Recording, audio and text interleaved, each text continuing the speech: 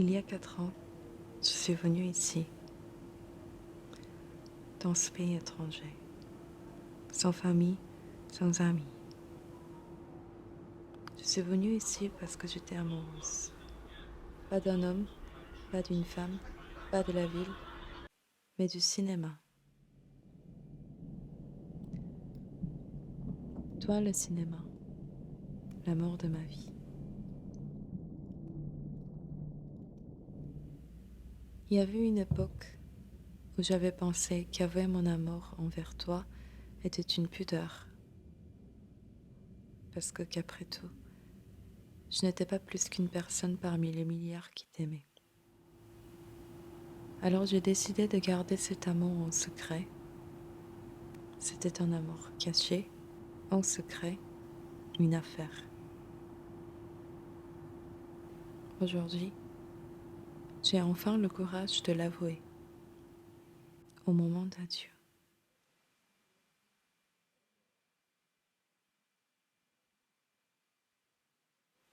Dès le début, on parlait d'adieu. Je t'ai amené à la tombe de mes grands-parents, ce que j'ai jamais rencontré, ce que je voyais seulement sur les photos noir et blanc sorties d'un album très mal rangé.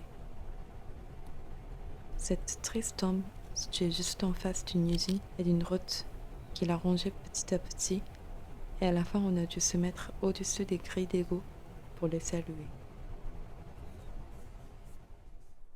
C'est vrai que mon père lui parlait très rarement de ses parents. Il a dû savoir que son chagrin ne peut jamais être partagé sur le même plan que lui.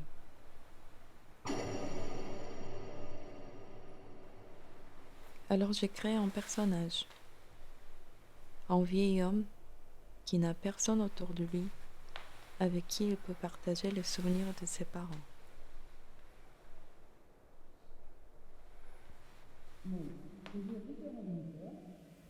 C'était ça, mon premier film, notre premier enfant. Grâce à lui, j'ai pu comprendre un vague sentiment de ce que mon père a dû ressentir à chaque jour de Jésus de ses parents et à chaque visite de cet homme triste. Il faisait si froid cet hiver-là en Corée, mais bizarrement, je n'avais pas froid.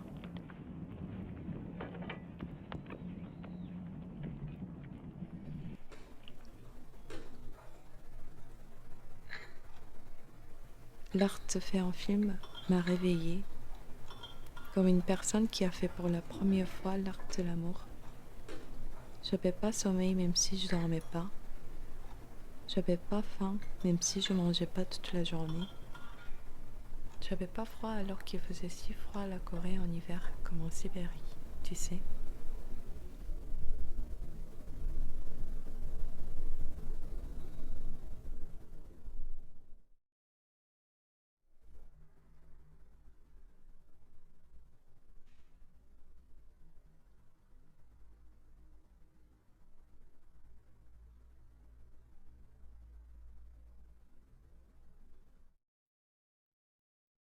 J'étais tellement amoureuse de toi, je ne voyais pas que la fin nous approchait.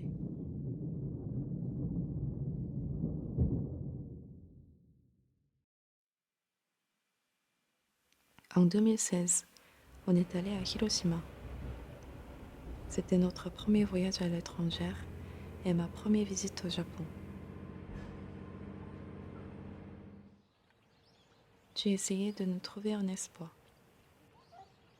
Même une très fine ligne de lumière me suffisait pour que je continue à marcher ce tunnel sombre avec toi.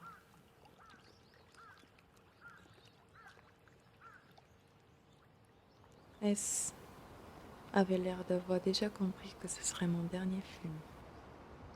Alors il a accepté volontiers le rôle de personnage principal qui reflétait à la fois lui et à la fois moi. S est une personne beaucoup plus réaliste que moi, au point que ce soit parfois douloureux. Lui aussi, il était amoureux de toi. C'est pour ça que je l'aimais d'ailleurs. Mais il savait que son histoire avec toi ne pourrait pas continuer une fois qu'on finit nos études.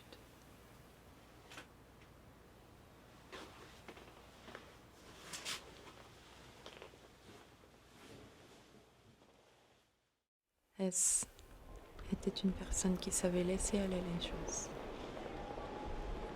Il a renoncé à poursuivre ce qui semblait trop loin de lui et commence à poursuivre ce qui est stable, tangible et devant ses yeux.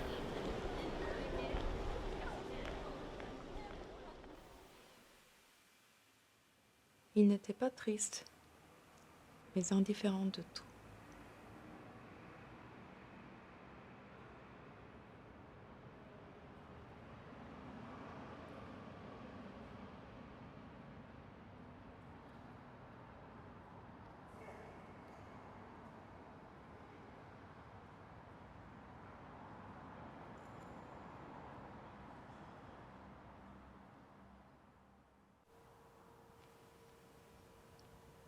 Je voulais qu'il change, qu'il soit comme avant. J'ai décidé de lui chercher Kei.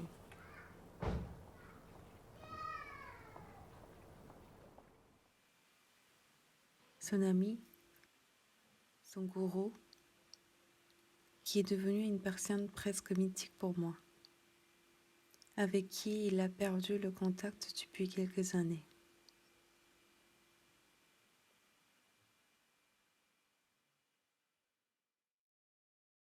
Il me semblait que tout ce que j'aimais chez S était de cette époque. L'époque où il était en voyage en Inde, où il a rencontré Kei.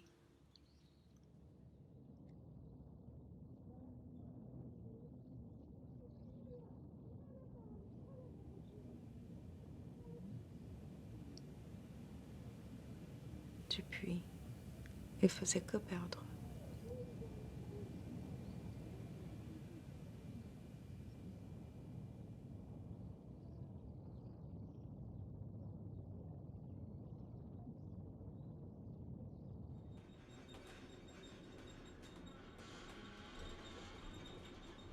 En lui retrouvant Kei, j'espérais qu'il puisse retrouver ses passions, la vigueur et l'appétit de la vie. Au fond, j'ai souhaité peut-être que ce Kei puisse le faire remonter le temps.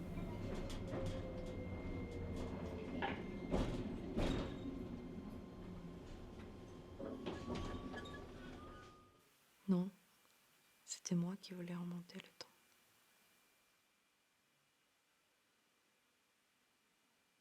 Moi,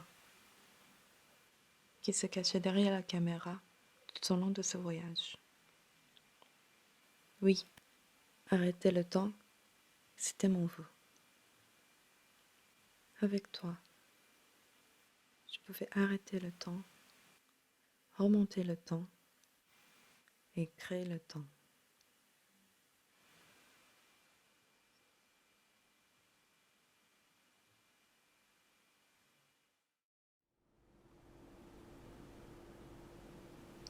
Il y a 4 ans, je suis venue à Paris, une ville de cinéma et un ailleurs pour moi.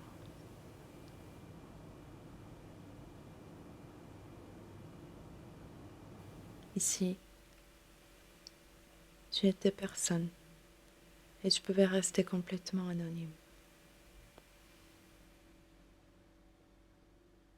Je m'enfermais ici avec toi. En 2020, le monde s'est réellement arrêté. Les rues se sont vidées et tout était fermé.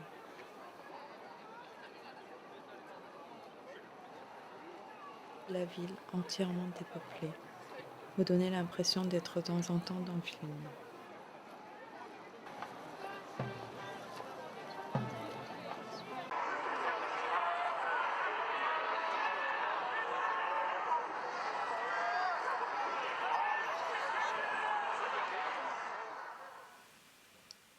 Le temps s'est arrêté. enfermée dans ma petite chambre de 14 mètres carrés, j'ai arrêté de couler. Et dans ce temps mort, j'ai ressorti ce film inachevé.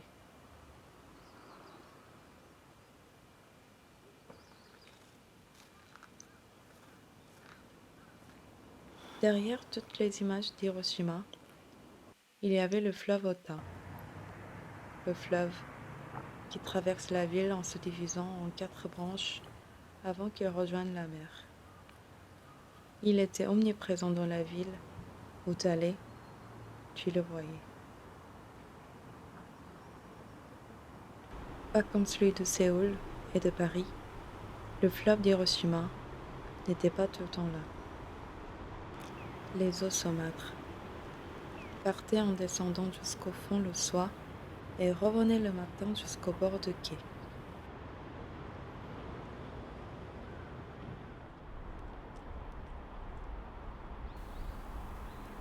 Le monde va sûrement recommencer à couler. Les rues seront remplies à nouveau par des piétons et par des voitures, et nous allons couler à nouveau,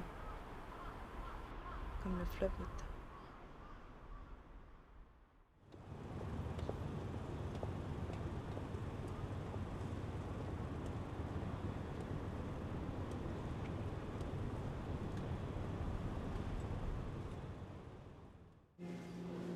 À la fin de ce film, je mets fin à notre aventure.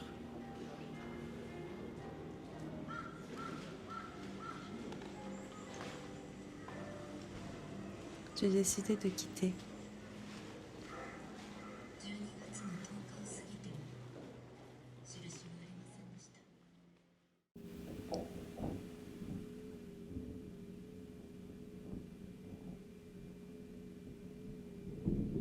Je vais sortir de ma petite chambre carrée et blanche et je vais me jeter dans l'eau.